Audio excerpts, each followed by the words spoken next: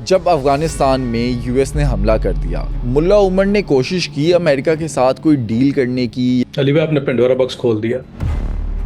शेख उसामा अफगानिस्तान में है, मुल्ला उमर की तालिबान की हुकूमत फुल पावर में है। उस वक्त शेख उसामा क्या कुछ करते रहे अफगानिस्तान में। सऊदी अरब से शेख उसामा की वालदा को भेजा गया और फिर इसने जाके एक जुमला कहा था, वो ये कहा था कि अगर आप समझते हैं ये मुजरिम है। मुल्ला उमर और शेख उसामा बिन लादेन का आपस में कैसा ताल्लुक था। उसामा बिन लादेन के लफ्ज ये थे कि हम सूडान से निकाल दिए गए, we don't have a place to go. Mullah Omar जब जा रहे थे उस मीटिंग से, he never shake hand with Osama bin Laden. क्या अमेरिका के साथ अफगान तालिबान की कोई ऐसी बात हुई थी कि अगर वो शेख उसामा को उनके हवाले कर दें तो उनकी जो तालिबान हुकूमत है उसको तस्लीम करने की बातचीत हो सकती है। आपने सवाल कर दिया खतरनाक वाला, मैं नहीं चाह रहा था आप ये करें, तो सीरियसली मुझे बता यार ये ना करें, ज्यादा अच्छा है। ये जो इस्लामिक कंट्रीज हैं लाइक ईरान या अफगानिस्तान, इन कंट्रीज को अमेरिका से इतनी नफरत क्यों होती है। जितने भी ममालिक नफरत करते हैं अमेरिका से, जितने भी हैं, चाहे वो नॉन मुस्लिम भी हैं, वो उसकी वजह बहुत मेनली। आज 2025 में क्या दुनिया या अमेरिका तालिबान हुकूमत को तस्लीम कर पाएगा। इस टाइम ट्रम्प वो बंकर बस्टर नहीं मारेगा, वो एटम बम ही मार देगा। जो ये बता रहा हूँ आसरा नहीं है उसमें, अब भी कुछ हुआ। अफगान तालिबान के फाउंडिंग लीडर मुल्ला उमर कौन थे। मुल्ला उमर और शेख उसामा बिन लादेन का आपस में कैसा ताल्लुक था। मुल्ला उमर की किस बात से अमेरिका नाराज हुआ था और अमेरिका मुल्ला उमर को हंट करने में नाकाम क्यों हुआ। ये सब जानिए आज के इस पॉडकास्ट में कामरान फरीदी से। सुनो क्राइम पॉडकास्ट के 90% व्यूअर्स वो हैं जिन्होंने अब तक सुनो डिजिटल को सब्सक्राइब नहीं किया। अगर आपके ख्याल में मैंने आपको वैल्यूएबल कंटेंट दिया है तो अभी सुनो डिजिटल को सब्सक्राइब करें। कामरान भाई, आज के पॉडकास्ट में हम समझेंगे मुल्ला उमर की ज़िंदगी, लेकिन इससे पहले जानना चाहेंगे तालिबान से पहले अफगानिस्तान के हालात क्या थे। मेरा ख्याल है जो इम्पोर्टेंट एरा अगर मुल्ला उमर की ज़िंदगी का शुरू किया जाए तो मेरा ख्याल है वो उस वक्त था जब नजीबुल्लाह की हुकूमत थी वहाँ पर, रूसी जो है वो हमले हुए। तो मुल्ला उमर को समझने के लिए, यानी मुल्ला उमर की पैदाइश, मुल्ला उमर का माजी जानना बहुत ज़रूरी। वो माजी जो था वहाँ पे सामने आया था। तो मुल्ला उमर मुजाहिद थे, दीनी कराने थे, बड़े दीनदार इंसान थे। मेरा ख्याल है मैं बहुत, अगर मैं कई दुनिया मुसलमानों को जानता हूँ, लेकिन अगर मैं कहूँ कि जो मुल्ला उमर के बारे में जो मैं जानता हूँ, मेरा ख्याल है इससे ज़्यादा दीनदार आदमी मुमकिन नहीं है किसी को, अगर एक्सपीरियंस है बहुत अच्छे मुसलमान के साथ मिलने का, तो Mullah Omar is the one which is probably top everybody.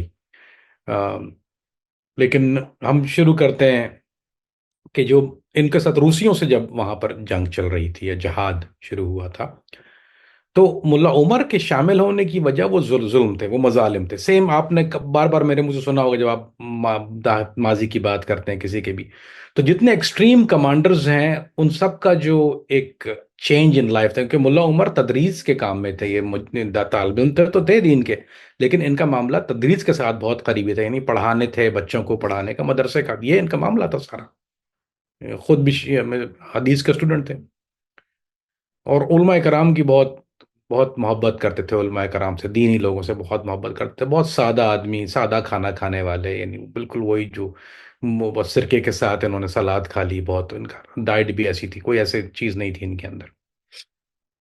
लेकिन जब ये मुजालिम शुरू हुए और मुजालिम को देखकर मुल्ला उमर जो थे वो मैदान में उतरे और एक आम सिपाही की तरह उतरे थे। यानी उस वक्त तहरीक तालिबान, सॉरी उस तालिबान, तहरीक तालिबान निकलती है, इतना प्यार है मुझे उनसे।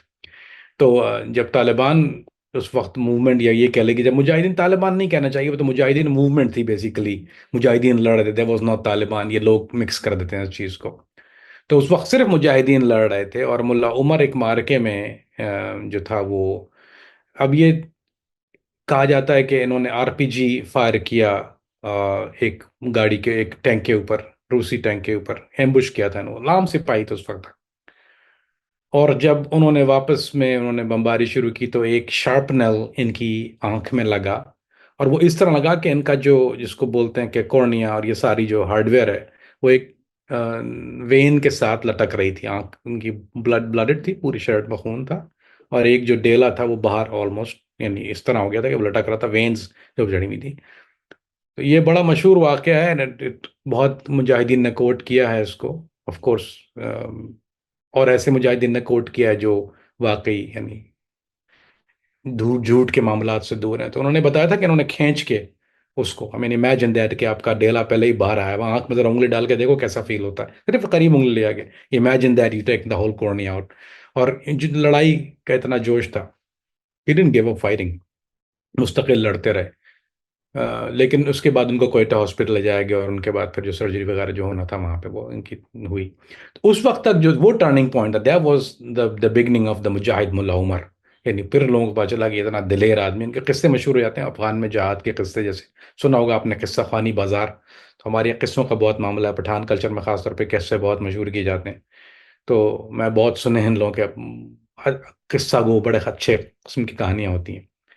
लेकिन ये जो कहानी थी, ये सीरियस पहल दफा एक मुजाहिद की जिसने इस तरह से हमला हुआ, और इसने हार माने बगैर, यानी बहुत से लोग बेहोश हो जाते, जो उसने अपनी आंख को खुद ही इंटेंगल करके उसने खुद लड़ता रहा उसके बाद भी।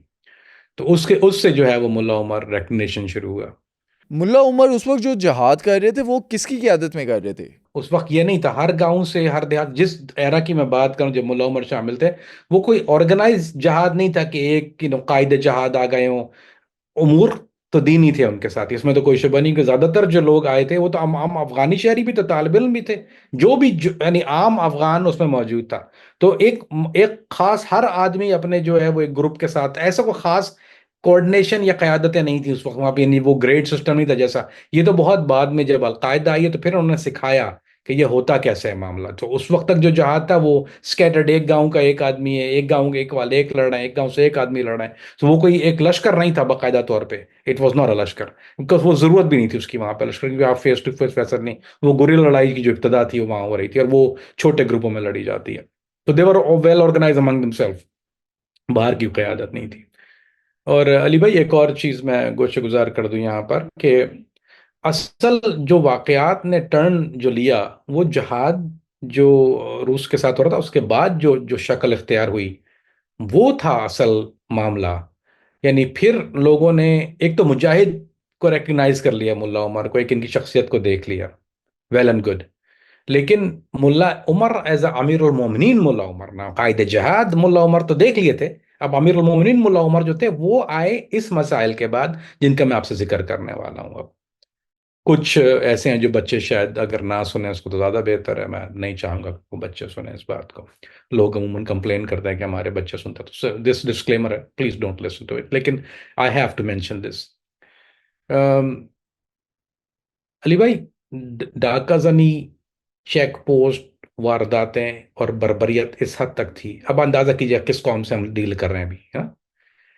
बर्बरियत का ये आलम था, पहले तो उन्होंने चेक पोस्ट लगा दिया, just to give you an idea. Check स्पिन बोल्डर जो पाकिस्तान के करीब बॉर्डर है, स्पिन बोल्डर ओपनिंग है, कंधार से स्पिन बोल्डर तक अगर आप काउंट करेंगे तो इस वक्त 20 चेक पोस्ट थे, मुख्तलिफ डाकुओं के, मुख्तलिफ ग्रुप के। आप रोकें, पैसे दें, टैक्स, वो डाकू कह लें, आप उनको भत्ताखोर कह लें, तो उसे पैसे जो पैसे वो लूट लेते थे, बेसिकली बेसिकली तो वो लुटेरा शौक था, वो लूट लेते थे। अच्छा, लूटने के साथ साथ अगर औरत किसी कोई लड़की है तो लड़की को, ये ऑन द रिकॉर्ड वाकई आते हैं कि लड़कियों को अपने वालिद के सामने बरहना किया गया, रेप कर दिया गया, औरत को भी रेप किया, और कई वाकयात में लड़कों को रेप करते, छोटे छोटे बच्चों लड़कों को रेप कर देते थे।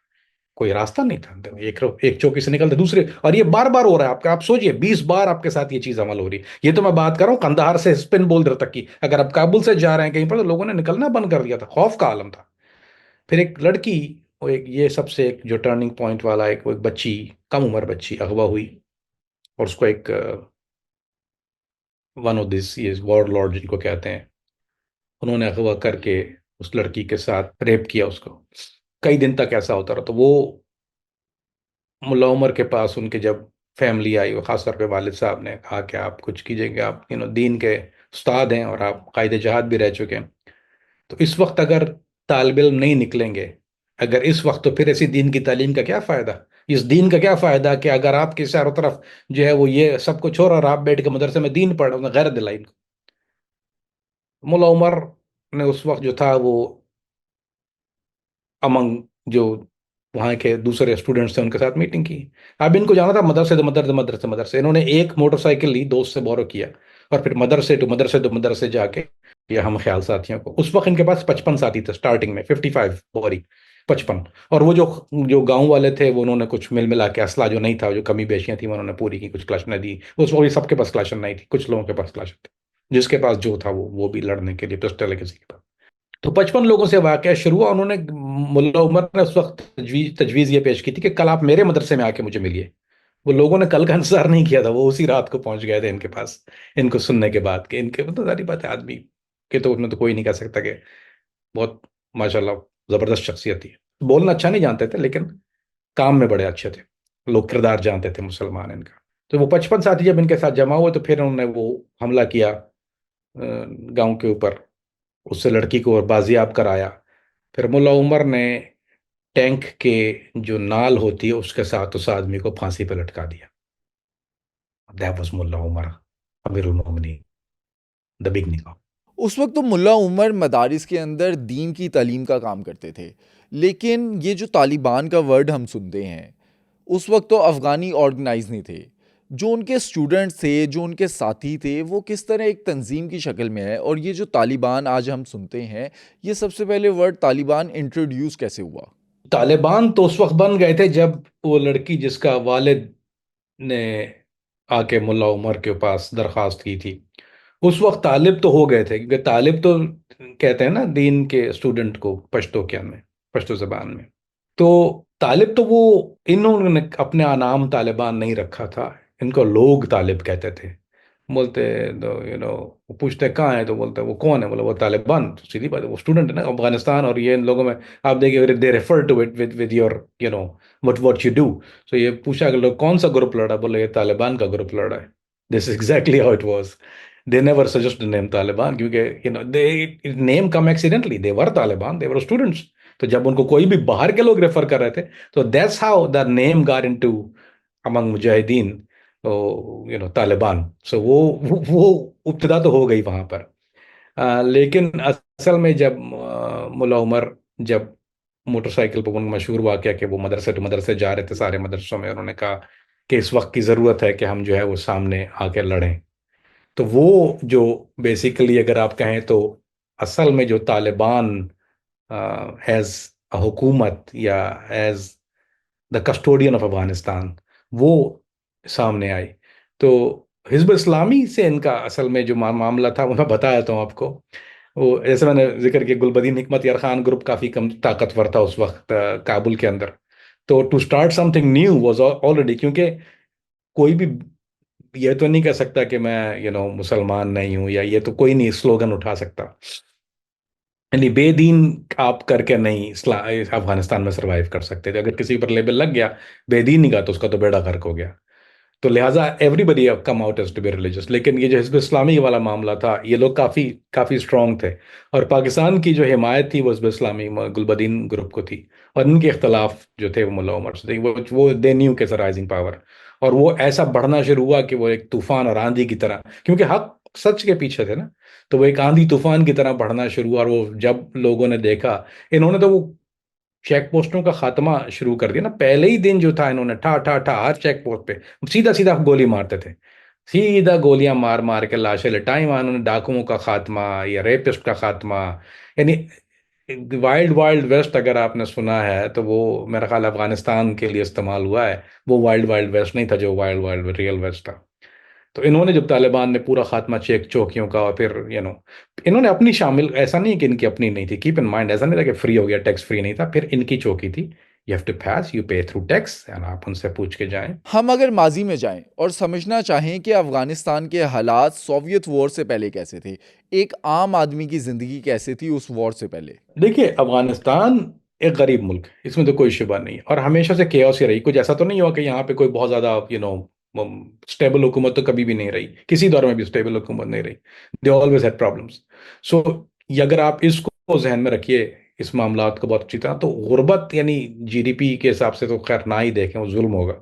लेकिन ये है कि अफगानिस्तान में इवन जाहिर शाह के साथ, यानी या उसके बाद भी, वो एक एक एक वो अफगानिस्तान जो था, वो जिसको हिपी ट्रेल कहा जाता था, वो एरा तो खत्म हो गया था वहां पर, वो हिपी ट्रेल के बाद। तो उसके बाद फाके जो थे वो लिटरली फाके चल रहे थे। तो अब यानी जब रूस के दखूल से पहले, जब रूस ने हमला किया है, उस वक्त लूट मार वो तो थी वहां पे शुरू, ऐसा तो नहीं था कि अमन अमान था अफगानिस्तान में। एक आम आदमी गुर्बत की बहुत निचली सतह पे था, वही औरतों का बाहर ना निकलना। आपको पता है हमारा कल्चर जो पाकिस्तान अफगानिस्तान का है, खासतौर पर नॉर्थर्न एरियाज में, तो वही वही कल्चर था कि वो औरतों को बाहर नहीं निकलती, क्योंकि आपस में जुल्म और मुजालिम और वो दुश्मनियां लड़ाई झगड़े वो सारी इतने इन्वॉल्व थे ना। तो वो नहीं चाहते थे कि औरतें बाहर निकले, बच्चों का बाहर निकलना सेफ नहीं था। ऐसा नहीं था कि वहां पार्क बने हुए थे, हरियाली हरियाली थी। बेड़ा गर्क था आवे का, क्योंकि कमजोर देख के ही दुश्मन हमला करता है। तो लिहाजा इनकी कमजोरियों को देखते हुए ये रूस अंदर आया। उनको पता था कि वो, उन्होंने अपना पपेट बिठा दिया था और उसके बाद वो अंदर आ गए। तो एक आम आदमी की जिंदगी तो बर्बाद थी। और फिर जब जब जहाद अफगानिस्तान शुरू हुआ तो उस वक्त उसकी जिंदगी वर्स्ट हो गई, क्योंकि फिर खाने को नहीं था। तो फाके फाके बहुत बुरी हालत हो गई। नहीं डेली वेजेस वाला आदमी बाहर तो काम पे नहीं जा सकता, रेडी वाले का तो काम नहीं है, कुछ भी काम नहीं है। तो इट गार्डन वर्स्ट। फिर जो जो ज्यादातर जो जो कुछ आ रहा था वो बैरूनी एड, जो लोग अमेरिका से भी बहुत ज्यादा तादाद में आ रही है, पाकिस्तान भी दे रहा था बहुत ज्यादा एड, पाकिस्तान से अरब मुल्कों से बहुत ज्यादा हुई है। ये कहना ज्यादती होगी कि उन्होंने कुछ नहीं किया। सऊदी अरब बहुत बड़े पैमाने पे एड, वो जो उस वक्त रिस्क जो खाने पीने के मामला, अगर एक जनरेशन बची है तो वो इसलिए कि वो खाना पीना सारे इस्लामी मुल्कों से उनको, प्लस अमेरिका से, इस्लामी मुल्कों के दोस्त से भी उनको जखायर मिल रहे थे। खाने वाने का भी मामला नहीं था, और दूसरी जो जरूरत जिंदगी चीजें वो सारी बाहर से आ रही थी इनके पास। आम आदमी तो अफगानिस्तान, आप देखें ना क्यों पाकिस्तान में इतनी बड़ी हिजरत हुई। और पूरी दुनिया में आप कहीं भी जाएंगे, अफगान हर जगह, तुर्की में भी चले हैं वहां भी होते हैं, ईरान में जाओ वहां भी रहते हैं। आप दुनिया में कहीं भी जाएं वो छोड़ के चले जाते हैं, क्योंकि वहां रहने के लिए तो मेरा नहीं ख्याल के कभी ये रहने वाले हालात वहां पे रहे हैं। पाकिस्तानियों के लिए इबरत है वैसे, कि अगर कभी देखो ना पाकिस्तान पाकिस्तान उधर अफगानिस्तान के हालात देखो, 2 दिन गुजार के बाद पता चलेगा मुश्किल क्या होती है जिंदगी में। फिर ये जो सुपर पावर्स हैं लाइक अमेरिका और रशिया, इनकी नज़र अफगानिस्तान पर क्यों होती है? देखिए, इस मसले को एक दो तरह से मैं आपको पेश करता हूँ, और दोनों जो हैं वो बड़े जबरदस्त आदमी ने। जो अमेरिकन थिंक टैंक है, जाहिर बात है उन्होंने इस बात को डिटरमाइन करना शुरू किया था, वाई अफगानिस्तान। तो एक और तो सबसे उसको समझना जो है, वो पाकिस्तान के एक बहुत बड़े एक लीडर थे, नाम नहीं लेना चाहता मैं उनका। उनका एक बहुत बड़ा मकूला था कि पाकिस्तान निशाना है, अफगानिस्तान बहाना है, वो करके उन्होंने एक स्लोगन बनाया, तो समझ गए होंगे जो जो लोग जानते हैं उनको। तो वो उस वक्त अमेरिका में बहुत ज्यादा उनका, जब अफगानिस्तान में जो मामला खराब थे, तो वो ही वॉज द गाय जो बहुत ज्यादा मामला को अफगानिस्तान के देखे थे पाकिस्तान की तरफ से, और he was the middle man in between. Pakistan America ज्यादा इंटरफेयर नहीं कर रहा था। तो उन्होंने हमारे जो बहुत एक अच्छे इंसान है, उन्होंने ये किया कि जो वहाँ के हालात को इंटरप्रेट किया, वेस्ट को सारा समझाया गया कि भाई यहाँ पे हालात ऐसे हैं, यहाँ पर इन चीज़ों की ज़रूरत है। तो अली भाई, दो प्रिडिक्शंस हैं वाई अफगानिस्तान, और एक जो सबसे सॉलिड है वो ये कि it's a gateway to the hot war बनिस्बत, यानी खालिसतन अगर आप इसकी जोग्राफिकल लोकेशन देखें तो इसकी सरहदें अगर आप देखिए, तो हर मुल्क की जोग्राफी, रशिया के साथ इसकी सरहद मिलती है। ठीक है, ये बॉर्डर विद रशिया है। ये ताजिकिस्तान उज्बेकिस्तान इस तरफ वाली साइड आ जाएं अगर आप, और फिर ईरान, हेरात का जो इलाका है वो ईरान के साथ लगता है। फिर चाइना के साथ इसका बॉर्डर है। और फिर हमारा पाकिस्तान के साथ जो बहुत लंबी लाइन, जिसको दुरंत लाइन कहा जाता है, वो जिसको अफगानिस्तान ने कभी तस्लीम नहीं किया, वो, हमारे वो ब्रिटिश ने जो लाइन खींची थी, तो वो दुरंत लाइन, तो वो अनहैबिटेड बॉर्डर है, यानी वो आप कंट्रोल नहीं हो सकता, इट्स नॉट ह्यूमनली पॉसिबल नहीं है कि उस बॉर्डर को कंट्रोल किया। तो वो एक border, that makes Afghanistan Pakistan एक मुल्क। यानी जब अगर आपने देखा होगा कि सीआईए ने जो लफ्ज इस्तेमाल करते थे, या पाकिस्तान अमेरिका के अमेरिकन, उसको अमेरिकन कहते हैं बेसिकली, सीआईए की थी, वो उसको एफ पैक कहते थे। एफ पैक, वो कभी उन्होंने अफगानिस्तान नहीं कहा या सिर्फ पाकिस्तान नहीं कहा, जब भी वो कहते थे जो डेस्क थी वो एफ पैक डेस्क थी, यानी अफगान पाकिस्तान डेस्क, क्योंकि वो एक ही नजर से देखते थे कि in case of emergency landing एक ही है इसकी। यानी आप समझ गए। तो जहां तक इस सवाल को मैंने इतना तवील तूल इसलिए दिया अली भाई, समझाना बहुत जरूरी है कि अगर रशिया के पास जो सबसे बड़ी किल्लत है, जिसको बहुत घिसा पिटा जुमला है कि गर्म पानी, वो क्यों कि they don't have a port. क्योंकि उनकी जो एक्सपोर्ट है, और Russia is a big exporter and as well as importer, तो उनके लिए उसको जो है वो डिफरेंट राउट्स या डिफरेंट स्टेट्स जिनमें मुखालफत होना शुरू हो गई, तो उसके लिए बहुत ज़रूरी है कि उसके पास अपनी काबुल की हुकूमत जो बाकायदा तौर पर है, वो किसी ऐसी जगह पर हो जहां पर उसको गर्म पानी की तरफ। तो Afghanistan was the gateway to Pakistan. उनके लिए था कि we enter Afghanistan then we'll Pakistan. तो it's not a big deal ना, मतलब Afghanistan is a fighting problem. जो सुपर पावर जो पहले, जो अगर आप कह रहे हैं जो आ रही थी उन्होंने हमला किया, वो बेसिकली एक ही चीज थी अली भाई, silk route. They wanted to dominate the silk route. तो वो हमेशा से, चाहे वो चंगेज खान हो, चाहे वो अलेक्जेंडर हो, चाहे वो बरतानिया हो, उनको पता है कि control something in the middle gateway to your hot sea. आप गर्म पानी की तरफ आपका वो रास्ता सीधा जाता है, नो इंटरप्शंस। उसके अलावा you have access to every other पंगा जो आपके चारों तरफ है। तो geographical location is unreal. That is one of the reason. फिर जो ट्रेन है, इसका मैं लफ्ज कहता हूँ ट्रेन, वो जो अफगानिस्तान की आइडियल फॉर मिनरल्स, मिनरल्स के लिए आइडियल जगह है वो। फिर एमरल्ड जैसे वहां पे होता है। तो उसके अलावा लेकिन लोग उसको इस वजह से नहीं आते कि देर लुक एट द मादनियात या उनको माइनिंग करनी होती है। उनके आने का मकसद ये होता है कि बेसिकली हमारी जो ट्रेड है, हमारा ट्रेड राउट जो है, that can be the base Afghanistan can expand to everywhere उसके बाद। So that is one of the main reason. Afghanistan में 1994 के अंदर तालिबान की तहरीक चली। उसके बाद 1996 में हम देखते हैं कि तालिबान की हुकूमत अफगानिस्तान में आ गई। ये जो अरसा था, इसके अंदर तालिबान को क्या क्या मुश्किलात पेश आई और उनकी हुकूमत बनने के बाद अफगानिस्तान में उनको किन किन मुश्किलात का सामना करना पड़ा। अच्छा अली भाई, पहले तो हम यहाँ से शुरू करते हैं कि इनकी जो हुकूमत बनी थी वो पूरे अफगानिस्तान में नहीं बनी थी।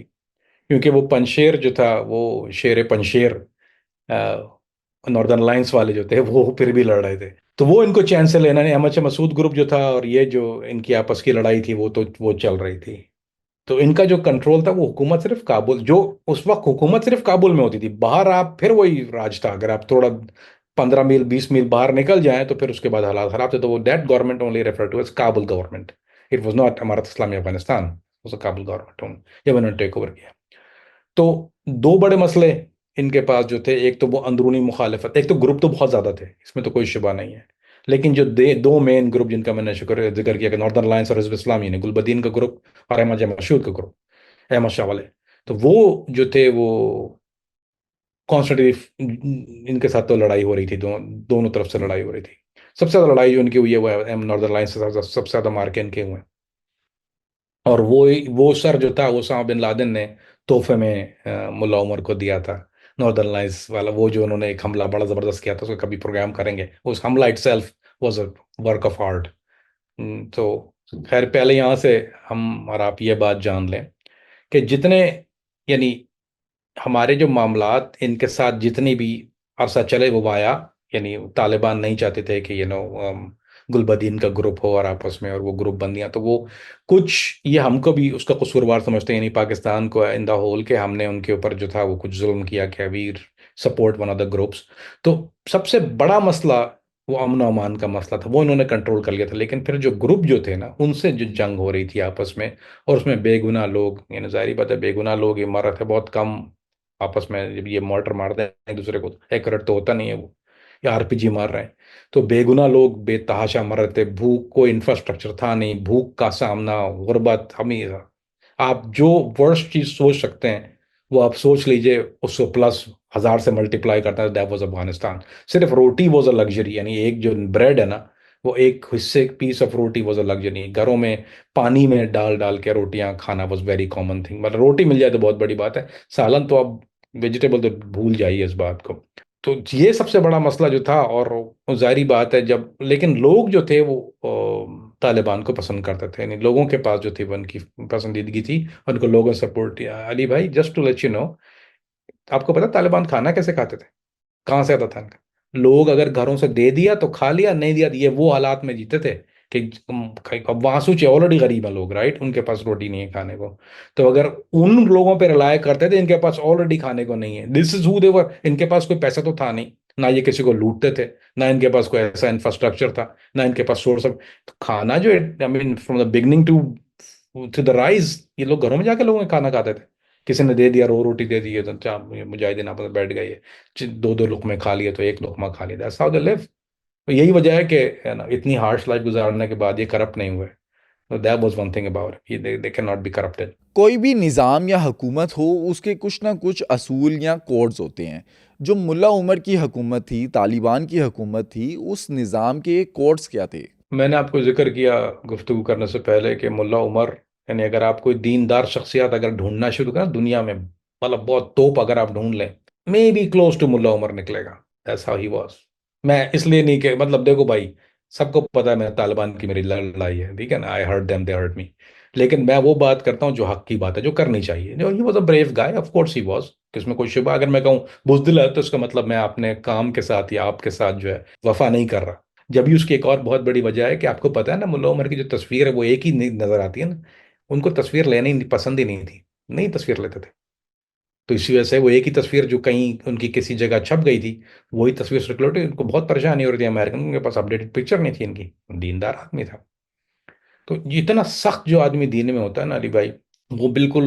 इन्होंने पार्लियामेंट से जब ये गए तो उन्होंने कुर्सियां हटा दी, पार्लियामेंट से नीचे कालीन बिछा दिया था, दरी पे बैठे थे ये वहाँ पार्लियामेंट के अंदर। और जो इनकी मीटिंगें होती थी उसमें बिस्कुट या चाय वगैरह मिल गया तो मिल गया, उसके अलावा कोई और लाविश कोई डिनर वगैरह नहीं होते थे इनके। तो this is exactly what it was, you sign up for this. यानी आपने इस चीज़ के लिए साइन अप किया एंड दैट्स व्हाट शी। तो वो खाकसारी अगर देखनी है तो वो इन लोगों की थी। तो मुल्ला उमर, एक और बात भी, एलर्जिक बहुत थे लोग, इन इंटरव्यू के लिए लोग आए थे। रहीमुल्ला यूसुफजई ने ट्राई किया बहुत ज़्यादा, वो रहीमुल्ला यूसुफजई इनके पास गए, इनके साथ बैठे, मुल्ला से मुलाकात, मुल्ला लाइक हिम एज वेल, मुल्ला उमर ने इनको पसंद पसंद भी करते थे। तो जब मुल्ला उमर के पास दोनों ने मना कर दिया, मतलब मैं क्या इंटरव्यू दूंगा, कुछ नहीं दूंगा ये ना, तो फिर उन्होंने कहा कि चलो एक काम करें, आप जो है वो सवाल अपने छोड़ दीजिए, कल मैं रिकॉर्ड करके दे दूंगा। तो वो इतना शर्माते थे कि बहुत शर्माते थे, बोलते हुए इनको बिल्कुल कंफर्टेबल नहीं था। तो उन्होंने वो 10 सवाल 1.5 दिन लगा के वो जो थे रहीमुल्लाह यूसुफजई के, उन्होंने वो डिक्टेट करवाए। और वो भी इन्होंने डिक्टेट इस तरह से करवाए कि मतलब वो लिखे कम और फिर वो ऑडियो में बोलते हुए फिर वो लिख दिए ज्यादा। तो लिख के दे दिए इंस्टेड ऑफ जस्ट रिकॉर्ड कराने के बजाय ज्यादा। तो this is the kind of person he was. और कभी किसी की एक तो ये लोग जो कहते हैं कि वो अम, यानी वो दीन, अगर पूरा मामला हुकूमत था तो वो दीन का मामला था। उन्होंने कोई और चीज इसमें कोई कहना दो राय गलत बात होगी अगर कोई कहता है, इनको जो जो उसको कहते हैं इमारत इस्लामी अफगानिस्तान, इस वजह से कि वो एक बेसिक दीनी तरीके से उसको चलाया जाए, दीनी तरीके से दिखाया जाए। तो वो फिर जो कुछ चीज़ें हमारी जो है वो फिर जाहिर बात है वेस्ट को बुरी लगती हैं। मिसाल के तौर पे तुम अपनी औरत को बुर्का क्यों पहनाते हो, या वो शटल कॉक में क्यों रखते हो बुर्के के अंदर, और तो वो फिर उसको इनह्यूमेन करना शुरू कर दिया। तो एक और सवाल बहुत ज्यादा होता था अली भाई, जो मुखालफत का बाइस बना, और सबसे बड़े जो डाउनफॉल है वो मुजस्मे जो दो उन्होंने डायनामाइट से उड़ा दिए थे, हालांकि बहुत ज्यादा उस पर वो दुनिया में बहुत ले दी, उसके बाद तालिबान का बहुत डाउनफॉल हो गया था। तो जहां तक बात है इनके, कुछ लोग जो एक एतराज करते हैं कि अफगानिस्तान में औरतों को तालीम नहीं दी जाती क्योंकि अच्छा, और औरतों को जॉब नहीं कर देते। यार मुझे इतनी हंसी आती है जब ये सुनता हूँ मैं बात। आप लोगों को नहीं आती होगी, आप लोग पाकिस्तान में रहते हैं, अगर अपने अफगानिस्तान किसी ने देखा है कि काबुल गया है और थोड़ा सा बाहर निकला है वो चिकन रोड पे, तो उससे ये पूछेगा कि पाकिस्तान अफगानिस्तान में मर्दों को जॉब मिलती है क्या। वो लोग वरी हो रहे हैं कि औरतों को जॉब की जरूरत नहीं। वो आदमी को जॉब नहीं मिलती है, औरतों को, यह मकाना बात है। और दूसरी बात, वो जो कस्टम और कल्चर है, कबायली कल्चर और वो ट्राइबल कल्चर, फिर औरतों का बाहर निकलना, वो पर्दे की जो सख्तियां हैं वो इन्होंने राइज की। लेकिन फिर वो आपको पता है, फिर जिनको बुरी लगती हैं उनको फिर बहुत बुरी, मोमबत्ती माफिया हमारे पाकिस्तान में भी खड़ी थी इनके खिलाफ, और उन्होंने इतनी ज्यादा प्रोटेस्ट किए कि यूके और उनके जो भाई बहन है फिर अमेरिका में, फिर उन्होंने वो उसको उठाया कि यहाँ जुल्म हो रहा है, जुल्म हो रहा है, जुल्म हो रहा है, और फिर वही कहानियां शुरू करवा दी। तो दीन में तो इनके कोई शिबा नहीं है अली भाई। और इनका पूरा जो सिस्टम था, नहीं, वो भी वजीफा मिलता है बहुत बहुत कलील, और ऐसा कुछ ज्यादा चीजें, कोई लेविश लाइफ स्टाइल किसी का नहीं है। पैलेस वैलेस में कोई नहीं, हालांकि थे जो पुराने पैलेसेस, वो कोई नहीं रहेगा उसमें। हालांकि वो शेख उसामा को दिया गया था जब आए थे, तो उसके बाद मूव 2 दिन के बाद ही मेरा ख्याल मूव हो गए थे, रुके नहीं उसके बाद। सो ऐसे मामला जिनके साथ होते हैं उनको करप्ट करना बहुत मुश्किल होता है। किसी मुल्क में एक हुकूमत या एक ताकत के होते हुए कोई दूसरी ताकत सरवाइव नहीं कर सकती। अफगानिस्तान में तालिबान की हुकूमत के होते हुए अलकायदा को कैसे स्पेस मिली? क्या कभी तालिबान और अलकायदा का आपस में क्लैश हुआ? आपने सवाल कर दिया खतरनाक वाला, मैं नहीं चाह रहा था आप ये करें। तो सीरियसली मुझे बता यार, ये ना करें ज्यादा अच्छा है, क्योंकि इसमें 2 मसले होते हैं इसका जवाब देने में। दे रहा हूँ, दूंगा जवाब क्योंकि आपने कर दिया। एक तो सवाल जब मैं जवाब देता हूँ ना अली भाई, कुछ ऐसी चीज़ें जो टेक्निकल होती हैं, टेक्निकल का मतलब कि मैंने जो जो खुद अपनी आंख से देखी है, समझी है, जिन जिन in the middle of that incident. तो मेरी एक उम्र इतनी ज़्यादा है, यानी I started very early age, 27 साल से ऊपर। 27 साल, एक साल में 365 दिन होते हैं, और मैं वो आदमी था जो कभी छुट्टी नहीं लेता था। सो जो इवेंट्स जो जो मेरी लाइफ के हैं, या जिसका मैं पार्ट रहा हूँ डायरेक्टली या इनडायरेक्टली, तो वो लोगों को हजम नहीं होते बहुत ज्यादा। तो ये सवाल का जवाब ऐसा अगर मैं भी जो दूंगा ना आपको, वो किसी को भी हजम नहीं होगा। जब सूडान से अलकायदा का इनखला हो गया, वो 2 साल थे वहां पे शायद, गिव और टेक 2 या 3 साल थे। तो जब इनका जहाज अफगानिस्तान लैंड हुआ है, तो अली भाई, मुल्ला उमर को पता नहीं था कि उसामा बिन लादेन अफगानिस्तान आ रहे हैं। He had no idea. और जब इनको, उसामा बिन लादेन को लेने के लिए जो जो लोग आए हुए थे, वो नॉर्मल लोकल जो लोग थे वो आए हुए थे। कोई इनकी तरफ से, मुल्ला उमर की तरफ से कोई आदमी नहीं गया था। मुल्ला उमर मुलाकात के लिए आए थे कुछ दिन के बाद। जब मुलाकात के लिए आए थे तो उन्होंने पूछा कि आपका यहाँ पे रहना जो है, क्योंकि आपके ऊपर कई तरह के इल्जाम हैं यार, ये वो, आप मुश्किल में हो सकता है मामला। This is on the record, and among जो जो लोग जानते हैं इसको, मुजाहिदीन जो, अगर वो कोई सुन रहा होगा तो उसको पता होगा मैं क्या बात कर रहा हूँ। Other than that, normal Tom Dick and Harry Google के ये टाइप कीबोर्ड के मुजाहिद, वो हैव नो आइडिया। तो उसामा बिन लादेन ने कहा कि मैं सूडान से, हम वर्ड टू वर्ड बता रहा हूँ, उसामा बिन लादेन के लफ्ज़ ये थे कि मैं हम सूडान से निकाल दिए गए हैं, we don't have a place to go, तो वी एक्सपेक्ट योर आपकी हॉस्पिटैलिटी। उन्होंने कहा कि देखो आप यहाँ आ गए, आप मेरे मेहमान तो आप हो, तो मैं आपको निकाल तो नहीं सकता।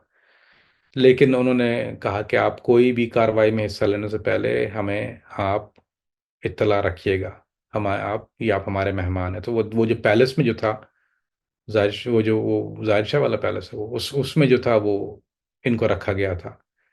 तो उसामा बिन लादेन कुछ दिन के बाद ही तोरा बोरा चले गए, वहाँ रुके नहीं। सो ही डिडंट एक्सेप्ट हॉस्पिटैलिटी। दूसरी बात, जब उसामा बिन लादेन, जब ये मुल्ला उमर जब जा रहे थे उस मीटिंग से, he never shake hand with Osama bin Laden.